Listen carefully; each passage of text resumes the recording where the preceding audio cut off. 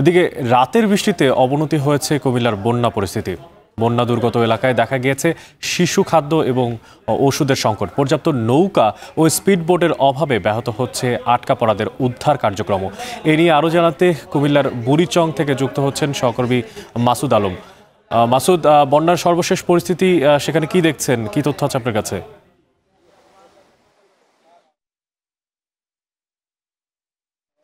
অনেক নতুন নতুন করে কিন্তু বিভিন্ন গ্রামগুলো কিন্তু প্লাবিত হচ্ছে। এখন কুমিল্লার বুড়িচং উপজেলার যাদবপুর এবং সাধবপুর নামে দুইটি গ্রাম প্লাবিত হয়েছে। একই সঙ্গে আপনাদের বাক্সিমূল, সে সঙ্গে পূর্ণমতি, রাজাপুর, হরিপুর, সে সঙ্গে যদুপুর এবং খাড়াতাইয়া এলাকায় কিন্তু বন্যার আকার আরও বড় আকার ধারণ করছে। এখানে আমি যেখানে রয়েছি একটি সড়কের উপরে রয়েছি। সড়কের উপর দিয়ে পানি গড়িয়ে খুব গতি নিয়ে কিন্তু স্রোত যাচ্ছে, পানি প্রবেশ করছে গোমতী নদী থেকে।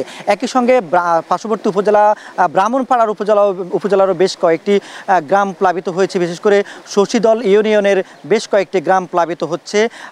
পাশের যে সীমান্তবর্তী নদী রয়েছে, যেটাকে বলে আপনার যে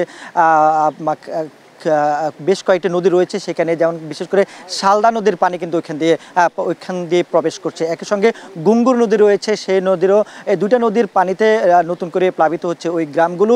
একই সঙ্গে এই দিকের যে পানিগুলো আছে সেগুলো গড়িয়ে নতুন করে প্লাবিত হচ্ছে। এখন বর্তমানে বুড়িচং উপজেলার যে বর্তমান পরিস্থিতি বন্যার, সেটা কিন্তু আস্তে আস্তে বাড়ছে। এখানকার যারা স্থানীয় রয়েছেন তারা বলছেন যে গতকালকে তুলনায় প্রায় 2 থেকে 3 ইঞ্চি পরিমাণ পানি বৃদ্ধি পেয়েছে। এই পানি বাড়তে গিয়ে যেখানে যে যারা ত্রাণ নিয়ে আসছেন পানিবন্দী দুর্গত মানুষদের জন্য, তার মধ্যে আশপাশে যে উপজেলা ইউনিয়নগুলো রয়েছে, গ্রামগুলো রয়েছে, সেখানে সবচেয়ে বেশি ত্রাণ পাওয়া যাচ্ছে, বিশেষ করে ইসাপুরা গ্রাম সহ এই আশপাশে। তবে যেগুলো নাম বলেছে আমরা, বাক্সিমূল থেকে শুরু করে যে বিচ্ছিন্ন এলাকার যে গ্রামগুলো রয়েছে, ইউনিয়নগুলোর, যেগুলো একেবারে প্রত্যন্ত অঞ্চলে, যেখানে পানির পরিমাণ গলা থেকে মাথার উপরে, অনেক জায়গায় আমরা শুনেছি যে যাওয়া সম্ভব হয়নি। তবে সেখানে নাকি ঘরের চালা পর্যন্ত পানি পৌঁছাচ্ছে, যার কারণে এখান থেকে নৌকা ছাড়া কোনো ত্রাণ নিয়ে যাওয়া যাচ্ছে না।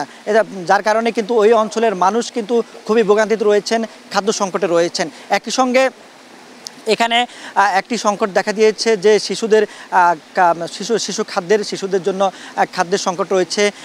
সে সঙ্গে আলো স্বল্পতা রয়েছে। যে সকল আশ্রয়কেন্দ্রগুলো রয়েছে সেগুলোতে বিদ্যুৎ না থাকার কারণে কিন্তু অন্ধকারে থাকতে হচ্ছে। এতে করে এই সংকটগুলো সমাধানের জন্য আহ্বান করছেন যারা স্বেচ্ছা শ্রম দিচ্ছেন।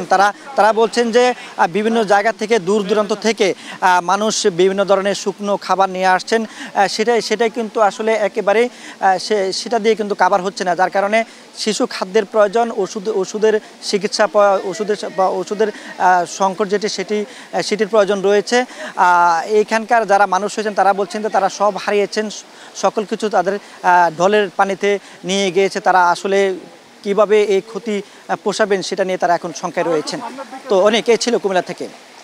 সহকর্মী মাসুদ আলম যুক্ত ছিলেন কুমিল্লা থেকে এবং জানাচ্ছিলেন সেখানকার বন্যা পরিস্থিতি সর্বশেষ।